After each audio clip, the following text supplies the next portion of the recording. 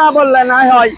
আজকে আমি চলে আসি ফাল্গুনি হলের সামনে, যারা কাঠ মিস্ত্রি কাঠ পারে মিলেন মাইরা দেখি এরা কাজ যে করতেছে টিম লাগে তার কাছে শুনবো। ভাই কাজ করতেছেন? হ্যাঁ, আর কাজ করে তো ভালো, শরীর করতে ভালো, তাই এই বয়সে কাজ করা ভালো।